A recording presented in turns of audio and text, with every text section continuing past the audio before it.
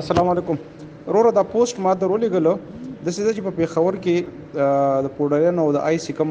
نشیان دي د دې خلاف یو غټ کمپین شروع شو او دې دپاره به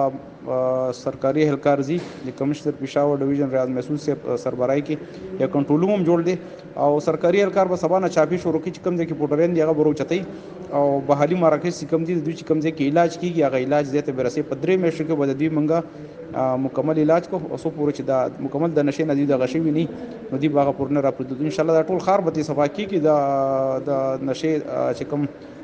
بورډر او د آیس والا کسان دي. دویمه خبره دا ده چې لږ مهرباني وکړه دا پوسټ شیر کا او په دې کې دا نمبر دی 1052 دا ډېر ضرور دی که بالفرض د چا په کور کې پوډري یا څوک د خپل پوډري ورور د زوی علاج کول غواړي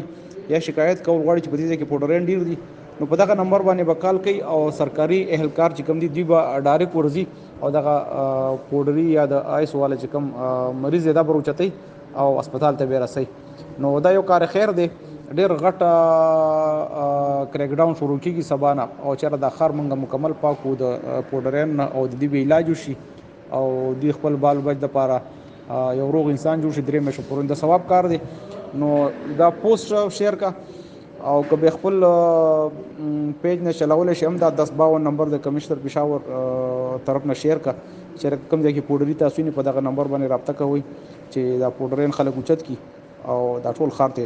صفا شي او د دوی علاج وشي. ډېره مهرباني دا پوسټ هم شیر کا او کني به کاپي پیسټ کا او کني خپل یو ویډیو پې جوړه کا او هغه کې یو پیغام ورکړه دا پیغام ټولو خلکو ته ورسېږي او څونه چې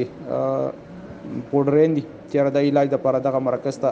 منتقل شي د دې علاج ډېر زیات ګران دی او حکومت پهله ځل یو غټ سټیپ اوچت کړی چېرې د دې علاج سرکاري سطح باندې کېږي نو دا ډېر ضرور دی وروره الله دې خوشحاله کړه مهرباني مننه نمبر یو پېره بیا یاد کا 1052